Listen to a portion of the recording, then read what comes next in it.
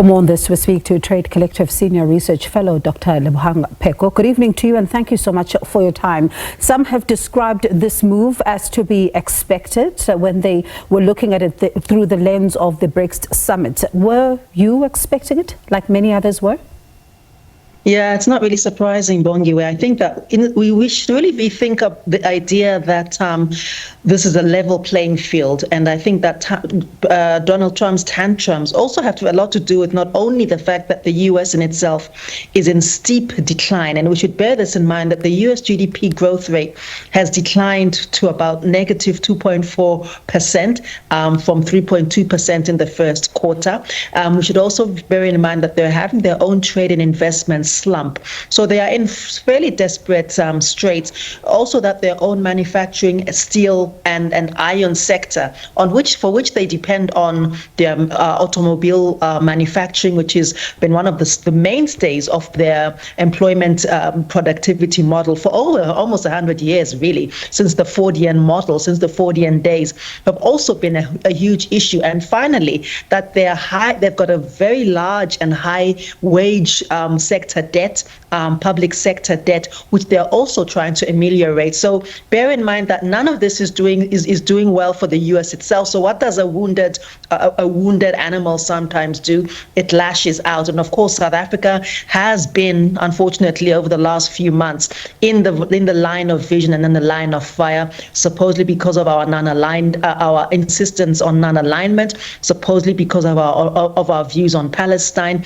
and supposedly, of course, because we insist on a level of economic and political sovereignty. I want to stay with that comment that you made on the wounded animal. One wonders, though, is this a Donald Trump who's trying to save face because of the Make America Great Again campaign trail speech? So that too, but I think the other piece of this is that Donald Trump's own popularity within the United States is waning. I think that probably is very little surprise to most of us outside the United States. But remember that he tried to have this a series of parades, and which to use South African language, they were diflopile basically, and this attempt to try to galvanize popularity amongst the working class, amongst the very people whose votes he very cynically manipulated, portraying himself as one of the people. Of course, he's a multi-billionaire. How could he be? So I think that in that regard, we need to rather rethink our own position. And I mean, we've got a few options. We can engage early with the U.S., with Congress and AGOA forums.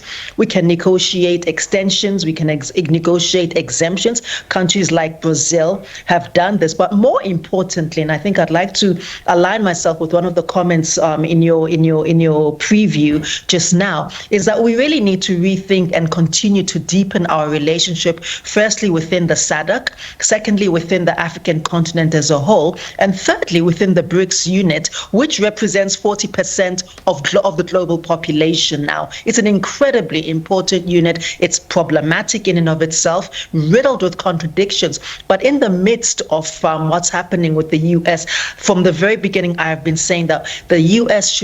we should consider the U.S. to be a friend and an ally to the extent that they want to be friendly, like any other ally across the world. And certainly the BRICS, the SADC, the African Union, and many other formations could potentially offer us, if we can put in place accelerated trade deals with those sorts of formations and groupings, we might be able to come out of this perhaps far more favorably than we would have before.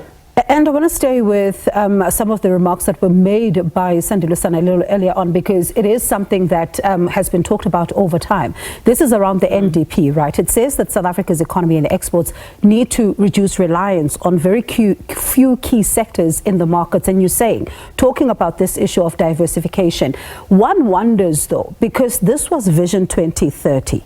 Where did South Africa drop the ball along the way to now find itself in this point where it seems like there's a scramble when things could have been planned better?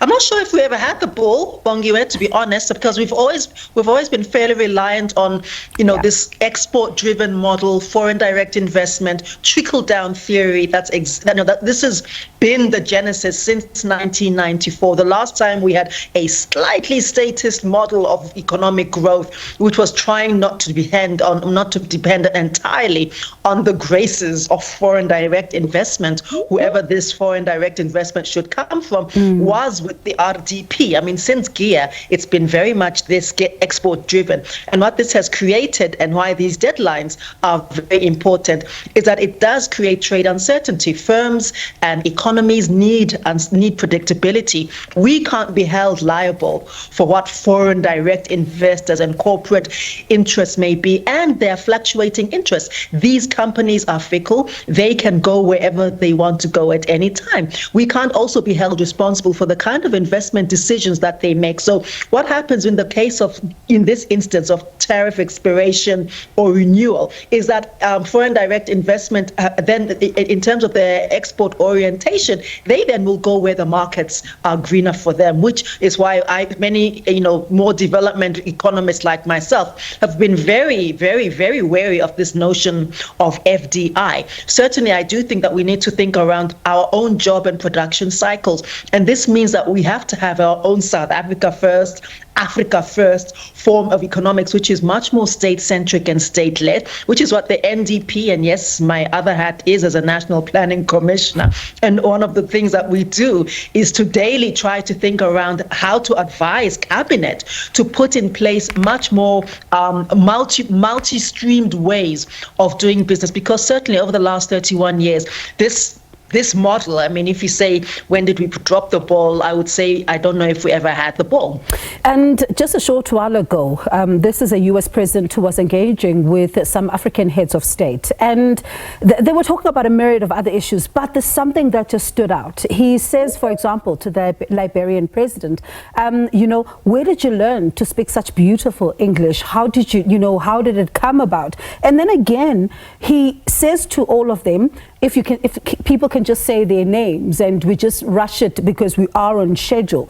It kind of speaks to an attitude, and the posture that he took, even going towards this meeting. So how does Africa begin to respond to all of this as a continent? If at all we should respond, Bongiwe. So I think the best way to respond is really to deepen our own negotiating power within and amongst ourselves. I think that we have the opportunity, as I've already said, to rethink some of our own bilateral agreements. We, for example, the SACU has been a moribund. The Southern African Customs Union is one of the oldest customs union, if not the oldest in the world. And yet, really, it's been moribund. And what that customs union offers, Bongiwe and the viewers, it offers much more tariff-friendly ways of doing trade and investment amongst ourselves, within ourselves. And the other thing that this particular customs union understands, it understands that the elasticity of our currencies, understanding and appreciating that although the rand has been the anchoring currency because of the historical exploitative relationship that white capital, apartheid capital had with African labor from within the region, it also meant that there was a certain level of coherence between all of our currencies. This is something to be celebrated, because it actually means that the cost of doing trade within and amongst ourselves is far easier than it would be with the EU and certainly with the US. Remember that we've also been waiting for, SADC has been waiting for our own regional currency since 2018. I think that many economists even died and went to heaven waiting for that to happen. And I think that it's an idea that probably has died of loneliness, because it has not been given much fuel. Instead now, even the African Union, I mean, some of us who have been waiting since our undergrad days for the Afro currency to come into play. So these are things that are not certainly quick fixes, Bongi, but I think that I do want us to remember that as African countries, including South Africa, we have pathways. We have several pathways. And what we could be doing in this time as Africa, to your question, is how do we respond? We respond by accelerating the potential to rethink our own trade agreements amongst ourselves. And we could also start by, for example, something as simple as aggregating some of our economies. So the advantage and disadvantage that the SADC region has is that our climate is quite similar. So what this means is that, of course, many of us grow many of the same crops. And there's been an argument made by many of our greater, African economists, the late Samir Amin, Yash Tandon, and others, that we should think about, aggregated economies where we specialize as countries in certain things. So, leave the tobacco to Zimbabwe, for example, leave the maize to certain countries, etc. And using, I mentioned, the SACU tariff advantages, we would still be able to trade amongst ourselves and transport those goods and services within and amongst ourselves almost at domestic rates, rather than really fussing too much about what America is going to do to us. We were here long before the United States as people. I would like to predict that we will be here and survive this long after that Trump has receded into the sunset. And what a way to end off our discussion. Thank you so much for talking to us. And as you say, it's important for the continent to even have a cohesive and a coherent approach towards what is happening. Appreciate your time as always. That was Trade Collective Senior Research Fellow Dr. Lebohang Pheko.